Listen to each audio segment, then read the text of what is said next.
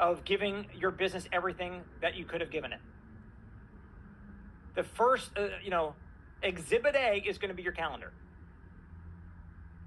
If you showed me your calendar, you say, Brian, I'm frustrated. I want to be making 6 figures a year. I want to make $8,000 a month, but I can't figure out what's going on. Show me your calendar and I'll show you. I'll show you why. Now, if you're full-time, if you used to work 8 hours a day at a job, why are you not working 8 hours a day for your business?